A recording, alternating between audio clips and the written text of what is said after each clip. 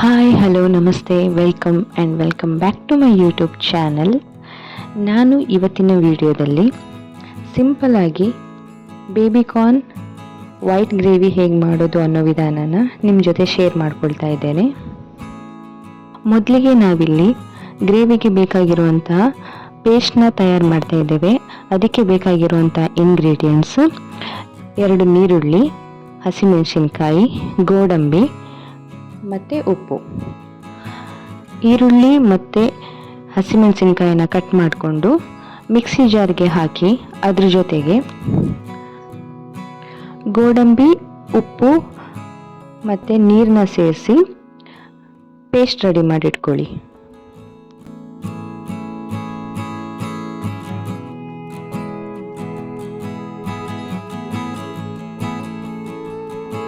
Paste ready ಆದ ನಂತರ ಗ್ರೇವಿಗೆ ಬೇಕಾಗಿರುವಂಥ ಬೇರೆ ಪದಾರ್ಥಗಳನ್ನು ಇಲ್ಲಿ ರೆಡಿ ಮಾಡಿಟ್ಕೊಳ್ತಾ ಇದ್ದೀನಿ.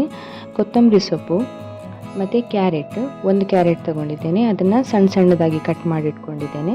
ಅದ್ರ ಜೊತೆಗೆ ಹಸಿ ಬಟಾಣಿ ತೊಗೊಂಡಿದ್ದೇನೆ.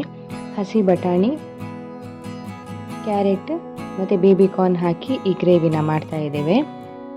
ಈ ಗ್ರೇವಿ ನಿಮಗೆ ಚಪಾತಿ ಮತ್ತು ಪೂರಿ ಜೊತೆ ಎಲ್ಲ ತಿನ್ನೋದಕ್ಕೆ ಚೆನ್ನಾಗಿರುತ್ತೆ.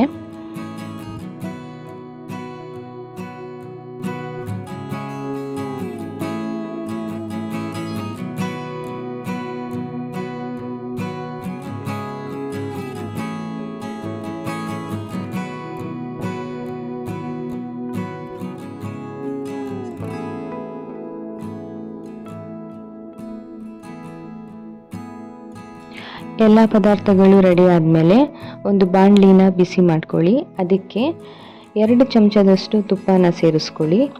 ತುಪ್ಪ ಬಿಸಿ ಆದಮೇಲೆ ನಾವು ಕಟ್ ಮಾಡಿ ಇಟ್ಕೊಂಡಂತಹ ಬೇಬಿಕಾರ್ನ್ನ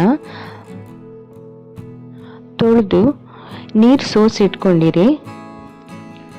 ಬೇಬಿಕಾರ್ನ್ ಮತ್ತು ಕ್ಯಾರೆಟ್ನ ತುಪ್ಪದಲ್ಲಿ ಸೇರಿಸಿ ಸ್ವಲ್ಪ ಫ್ರೈ ಮಾಡಿ.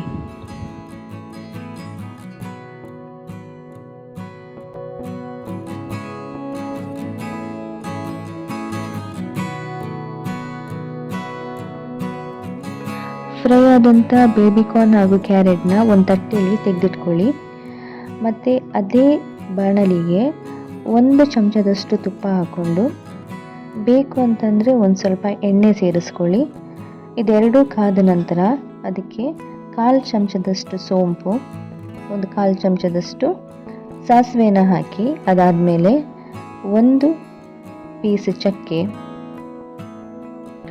3ರಿಂದ 4 ಕಾಳಷ್ಟು ಲವಂಗನ ಸೇರಿಸ್ಕೊಂಡು ನಾವೇನು ವೈಟ್ ಗ್ರೇವಿಗೆ ವೈಟ್ ಪೇಸ್ಟ್ನ ರೆಡಿ ಮಾಡಿಟ್ಕೊಂಡಿದ್ವಲ್ಲ ಅದನ್ನು ಇಲ್ಲಿ ಹಾಕಿ. ಅದರಲ್ಲಿ ಈರುಳ್ಳಿ ಸೇರಿಸಿರ್ತೇವೆ. ಅದರದ್ದು ಹಸಿ ವಾಸನೆ ಹೋಗೋವರೆಗೂ ಇಲ್ಲಿ ಲೋ ಫ್ಲೇಮಲ್ಲಿ ಇಟ್ಕೊಂಡು ಫ್ರೈ ಮಾಡಿ. ಬೇಕು ಅಂತ ಅನಿಸಿದ್ರೆ ಒಂದು ಅರ್ಧ ಗ್ಲಾಸಷ್ಟು ನೀರನ್ನ ಸೇರಿಸ್ಕೊಳ್ಳಿ.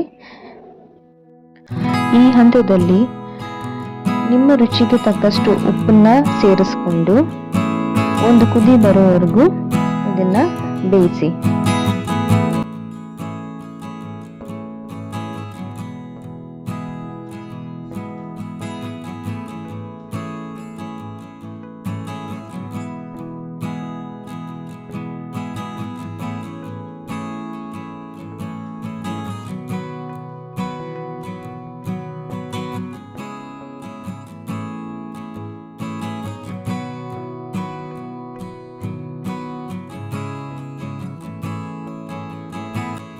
ಒಂದು ಕುದಿ ಬಂದ ನಂತರ ನಾವು ಫ್ರೈ ಮಾಡಿಟ್ಕೊಂಡಂತಹ ಕ್ಯಾರೆಟ್ ಮತ್ತು ಬೇಬಿಕಾರ್ನ್ನ ಗ್ರೇವಿ ಜೊತೆ ಸೇರಿಸಿ.